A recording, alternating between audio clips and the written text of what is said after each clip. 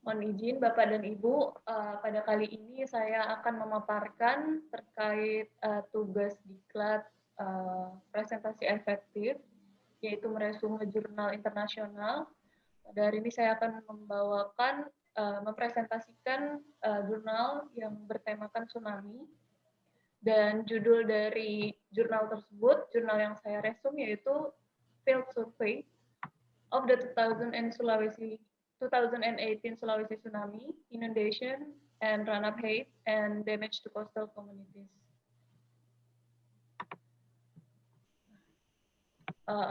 Sekarang masuk kepada pendahuluan. Gempa bumi telah terjadi lalu pada 28 September 2018 dengan magnitudo 7,5 berpusat di Donggala, Sulawesi Tengah. Nah, gempa bumi ini sendiri telah menghasilkan bencana-bencana sekunder seperti likuifaksi, landslide, juga tsunami. Namun gempa bumi ini bermekanisme strike slip dan epicenternya berada di darat. Tapi mengapa tsunami masih terjadi? Nah, dari resume dari paper ini, para penulis melakukan penelitian mengenai karakter distribusi run-up, genangan atau inundasi, kerusakan infrastruktur masyarakat pesisir, juga guna untuk mengidentifikasi sumber gempa bumi tersebut. Nah, berikut akibat dari gempa bumi dan tsunami Palu Donggala 2018.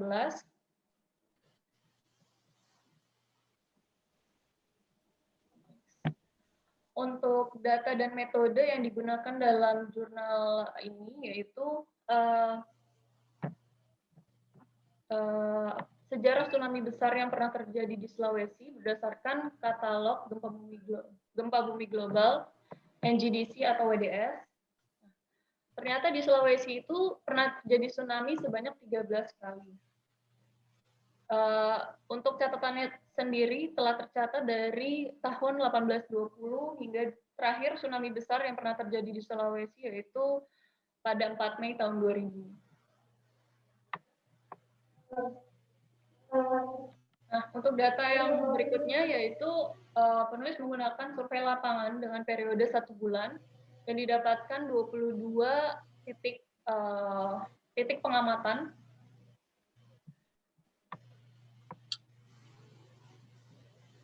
Selanjutnya masuk pada metode. Untuk langkah pertama dalam penelitian ini yaitu penulis merangkum peristiwa tsunami masa lalu yang tercatat di Pulau Sulawesi berdasarkan katalog tsunami yang ada. Nah, bisa dilihat dari gambar di bawah ini. Berikut adalah tsunami-tsunami yang pernah terjadi di Sulawesi. Kemudian penulis melakukan wawancara pada saksi mata dari kejadian tersebut, juga melakukan pengamatan langsung. Lalu untuk mengecek ketinggian pasang surut air laut guna kebutuhan penelitian, penulis menggunakan perangkat lunak WX Type 32.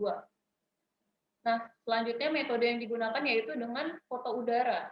Nah, foto udara ini menggunakan kendaraan udara tanpa awak, yaitu semacam drone, disingkat UAV.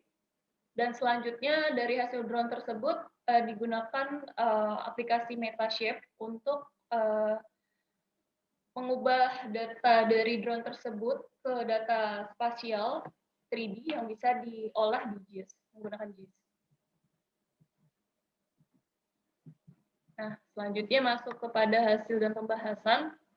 Nah, ternyata dari hasil survei ini menunjukkan bahwa genangan tsunami terjadi di seluruh Teluk Palu dan juga di daerah di utara, yaitu yang mendekati dengan titik epicentrum gempa bumi. Sedangkan distribusi ketinggian genangan dan run-up menunjukkan bahwa energi tsunami terkonsentrasi di bagian teluk. Nah, ternyata di bagian teluk itu, yaitu tepatnya di kota Palu itu, pesisir pantainya itu landai. Maka dari itu, genangan dan run-up itu bisa terkonsentrasi di sana sehingga genangannya lebih jauh memasuki daratan dibandingkan di daerah-daerah lainnya.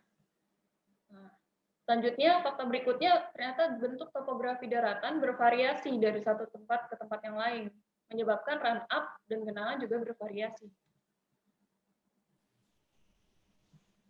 Berikut gambar dari hasil survei lapangan dari penulis, yaitu di daerah IAIN Palu kampus itu, yaitu di daerah selatan, itu run-up-nya untuk maksimalnya mencapai 3 meter. Untuk di kantor TV setempat, untuk run-up-nya tertinggi sampai 4,6 meter. Untuk daerah Buluri, run-up-nya mencapai 6,8 meter, sedangkan daerah Mamboro mencapai 5,3 meter. Nah, berikut dampak dari tsunami Palu itu sendiri sampai kapal hingga mencapai daratan. Untuk gambar yang di bawah yaitu hasil dari pemetaan drone yang tadi. Selanjutnya, untuk yang di bawah itu merupakan hasil dari metasheet tadi, dimodelkan menggunakan pemodelan yang ada di JIS, sehingga dapat mendapatkan ketinggian elevasi dari daerah tersebut menggunakan Digital Elevation Model atau DEM.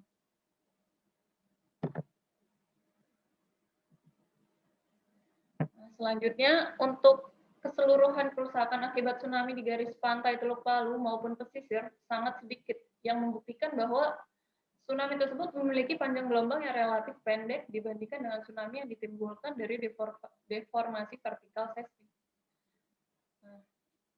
Berdasarkan penelitian Hickman, menunjukkan bahwa periode tsunami akibat tanah longsor lebih pendek dari kejadian tsunami yang dihasilkan secara tektonik, dan ini dianggap bisa jadi sebagai bukti lebih lanjut bahwa tsunami Teluk Palu dihasilkan oleh tanah longsor.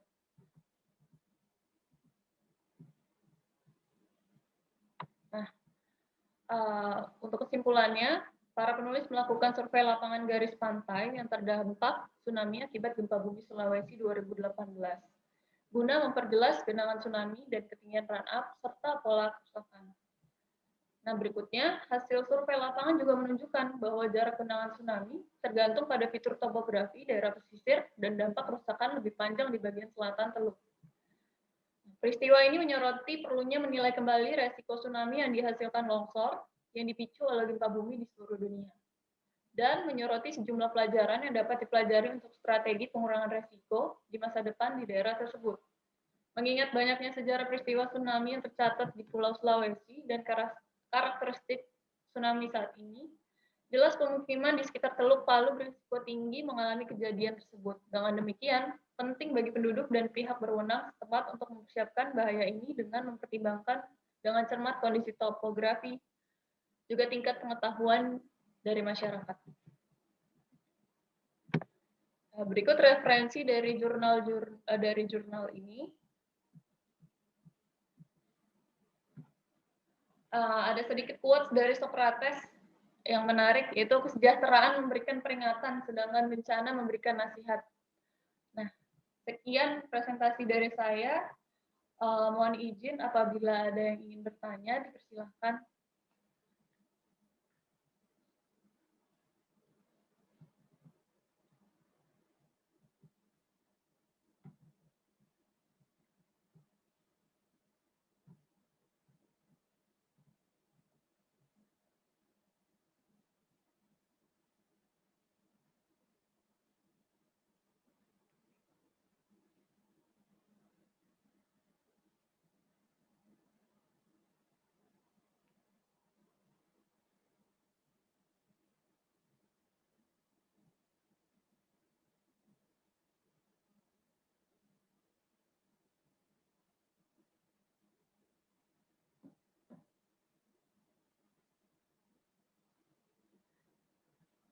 Mohon izin Bapak Ibu, apakah ada yang ingin ditanyakan? Oke, Win, makasih. Ya, Pak. Boleh lihat judulnya, Win? Lihat judulnya, Win.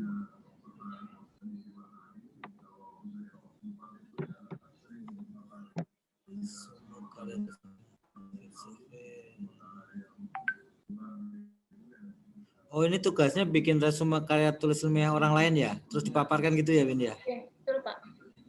Saya meresume jurnal internasional. Oh ya, jadi ngambil field survey itu ya. Oke. Oke, kalau jadi yang penting sih kalau yang dari hasil diklat ahli PMG kan pasti sudah ada ya tata cara resumenya, apa aja yang diresum gitu udah ada ya.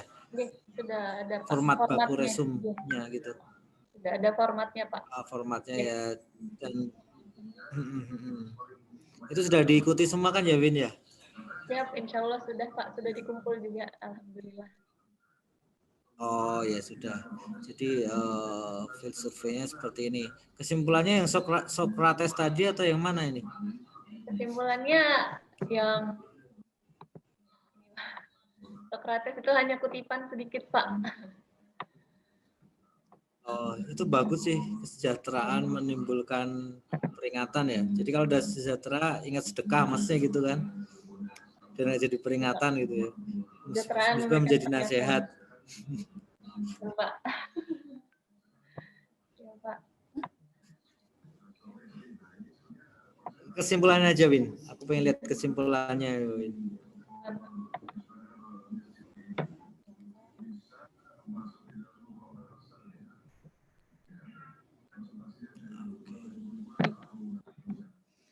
Jadi kalau boleh dari resumnya ini, kejadian gempa Palu itu pelajaran apa yang paling utama Win? Dari yang sudah kamu resume? Jadi pelajaran yang paling penting dari yang kita ambil dari jurnal ini yaitu terkait dengan kesadaran, terutama paling utama itu kesadaran masyarakat terhadap bencana-bencana ikutan dari gempa bumi ini sendiri, Pak. Ya. Juga perlunya kita menyadari atau memahami topografi dari bentuk teluk itu sendiri bagi masyarakat yang tinggal di sekitar sana. Jadi apabila di sana memiliki gunungan di bawah laut atau bawah laut yang curam yang bisa berpotensi longsor, kita harus memahami resiko-resiko tersebut, Pak. Karena dari sini juga bisa kita ambil masyarakat juga masih sangat kurang pengetahuannya Pak terkait itu. Nah mungkin untuk wilayah kita NTB juga bisa mencomot atau mengambil pelajaran dari sini Pak. Pentingnya untuk pemetaan topografi, memahami bentuk pantainya, resiko tsunami-nya seperti apa, juga waktu penjalaran gelombangnya juga mungkin masyarakat juga perlu tahu. Ya, makasih Win. Nah, ini baguslah resumnya. Kalau udah dikumpul sudah ini kan pemaparannya ya. Jadi yang penting itu ketika kita meresum itu kita tahu inti dari yang kita resum dan apa yang bisa kita jadikan pelajaran lah, terutama untuk kita. Makanya ini sekalian mumpung lagi ketemu semua, makanya ini saya numpang ya Win. Ini Pak, silakan dalam AMD kali ini mungkin teman-teman kenapa ini kan tadi pelajaran dari tsunami itu adalah kesadaran masyarakat, kesimpulannya seperti itu ya Win ya, bahwa kita daerah kita itu aman apa enggak. Makanya nanti di tanggal 15 ya 16 kita nanti akan ya ke daerah pesisir, kita cek kondisi lapangan kita yang di Mataram, sekalian brosurnya udah jadi ya, brosur tips aman. Nah, kita membagikan brosur tips aman gempa bumi tsunami sambil memberikan informasi bahwa daerah-daerah yang zona-zona merah itu mitigasinya seperti apa. Dan itu nanti mohon ya, walaupun kita hanya tidak mengcover seluruh Lombok, minimal hanya kota Mataram, minimal tetangga-tetangga di samping kita, di kota kita tercinta di Mataram ini, kita sedikit berperan untuk mitigasi. Nah, ini yang kenapa tahun ini saya dan teman-teman operasional itu, mungkin teman-teman TU juga nantinya kita temanya adalah itu, kita meningkatkan kesiapsiagaan bencana gempa bumi dan tsunami, utamanya tsunami ya. Jadi kita membagikan tips aman gempa bumi dan petir, karena kita sekarang ini puncak musim hujan, petirnya mungkin sangat tinggi juga. Ini seperti apa? Nah, ini mungkin nanti teman-teman mohon walaupun hanya sejam atau 2 jam kita keliling, tapi itu manfaatnya mohon disampaikan ya ke teman-teman ya. Jadi terima kasih Win, ini saya kira udah bagus. Mungkin ada teman-teman lain yang menanggapi, silahkan.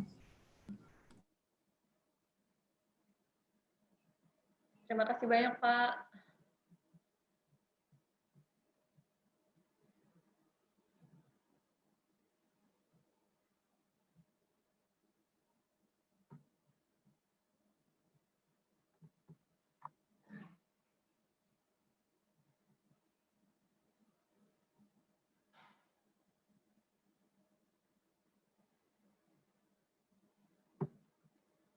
Mungkin apakah sudah apa kakak-kakak yang lain apabila ada pertanyaan monggo untuk disampaikan. Apa ibu-ibu, Eka atau Mbak Pia, monggo.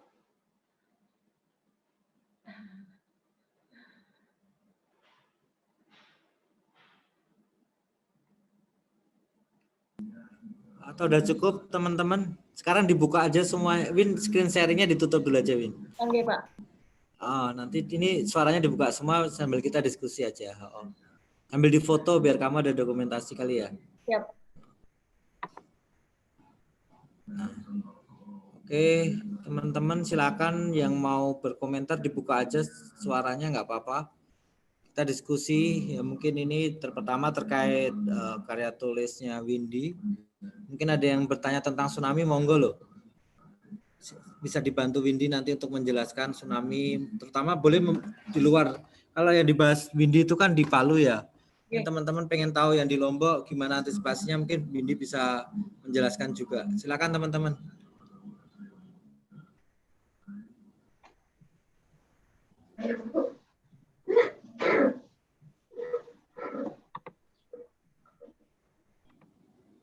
Atau cukup? Kalau cukup juga nggak apa-apa kan ya Win ya? Nggak apa-apa Pak. Nanya dikit Pak. Oh silakan Bu. Terima kasih waktunya. Gini Win, kan kalau kita tinggal di Kota Mataram, itu pantai yang dekat dengan kita itu kan Ampenan sama Senggigi. Nah itu bagaimana? Apakah ada kemungkinan atau mempunyai potensi untuk terjadi tsunami untuk di pantai yang dekat dengan kota kita?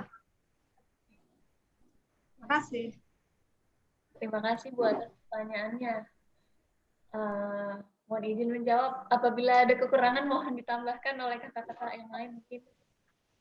Jadi untuk Kota Mataram sendiri itu masih memiliki potensi Bu. Nah namun itu dikarenakan sumber-sumber gempa bumi yang dapat mengakibatkan tsunami ini mengelilingi NTB Bu. Mau utara, mau selatan, semua mengelilingi NTB.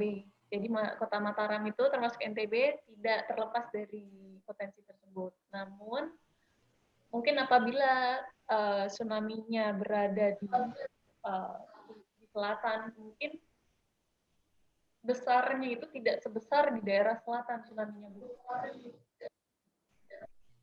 Itu. Jadi potensi untuk potensi sendiri Kota Mataram tidak potensi tersebut, mungkin saja Kota Mataram bisa terkena dampaknya, namun masih melihat sumber dari tsunami tersebut. Bu, terima kasih banyak. Mungkin ada yang ingin menambahkan? Silakan teman-teman yang lain, monggo. Fitra mungkin.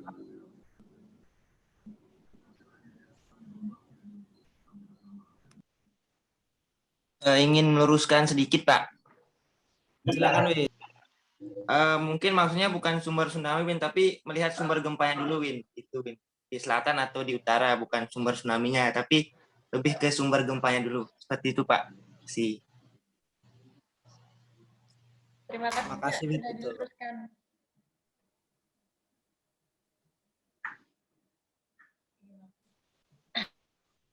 Ini mungkin teman-teman Pertanyaan bagus dari Bu Eka. Silakan ditanggapi kalau ada ini masukan gitu.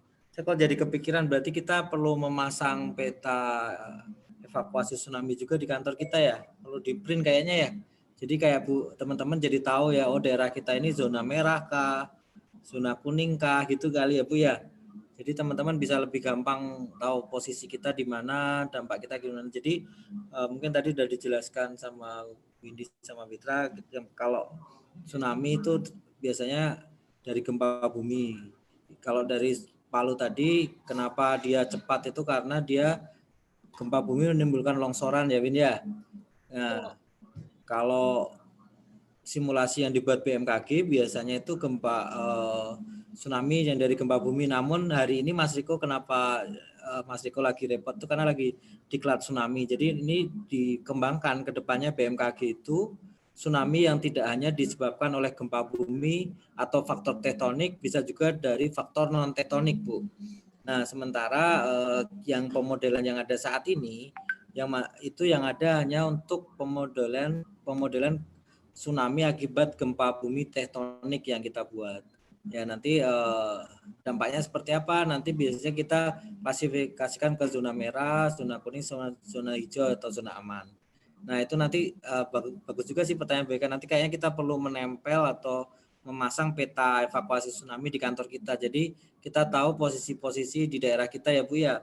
Kayak Senggigi itu yang merah mana kalau ada gempa simulasi gempa, contoh gempanya 8,0 di selatan itu sampai ke Senggigi berapa, ketinggian berapa, itu nanti biasanya kita punya skenario-nya Bu. Ini selama ini belum ada kok ya kita ya.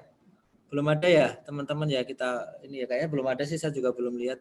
Nanti kita perlu ngeprint sih itu, mencetak, ditaruh di mana yang tempat yang bisa kita lihat gampang, peta evakuasi tsunami yang ada di Kota Mataram ya.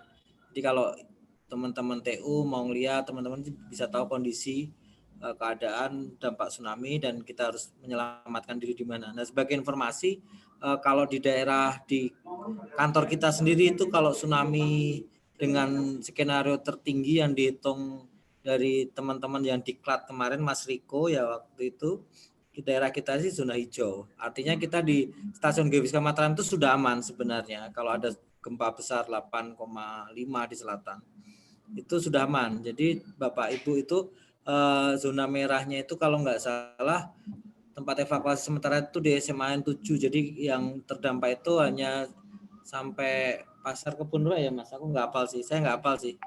Nah itu nanti kayaknya perlulah kita cetak nanti di kantor kita ya. Itu mungkin masukan dari Bu Eka, nanti mungkin kita tindak lanjut seperti itu. Jadi kita tahu daerah-daerah mana yang rawan. Sementara yang kita hanya punya itu Kota Mataram sama Mandalika. Nanti kedepannya kita haraplah seluruh NTB setiap kabupaten kita punya peta evakuasi tsunami-nya. Jadi kita akan lengkap gitu. Mungkin itu aja sih Bu Eka, tadi pertanyaan bagus sekali. Mungkin ada teman-teman lain yang bisa menambahkan atau cukup kali ya Win ya? Iya Pak, boleh Pak. Ya. Kamu kira-kira perlu apa lagi Win? Untuk Pak. dokumentasi apa sudah lengkap? Sudah. Pak. Oke. Ya sudah, terima kasih Win, terima kasih BK. Silakan Win ditutup kalau memang sudah selesai. Iya Pak. Terima kasih Bapak Kasgeo, juga Guru TU, juga teman-teman operasional yang telah ikut belajar bersama di Zoom kali ini, atas perhatian dan kerjasamanya. Juga mohon maaf apabila saya ada kata-kata yang kurang tepat. Saya mohon maaf. Wassalamualaikum warahmatullahi wabarakatuh. Salam warahmatullahi wabarakatuh. Pak, Ibu semuanya. Terima kasih teman-teman ya yang sudah hadir ya. Saya live ya. Ya Pak, monggo Pak. Pak.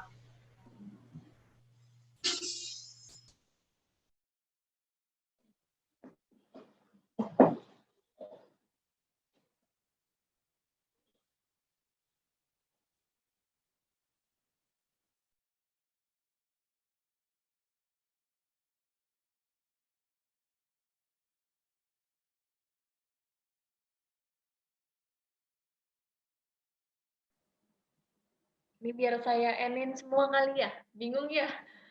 Nge-N-nya ya Mbak Eli.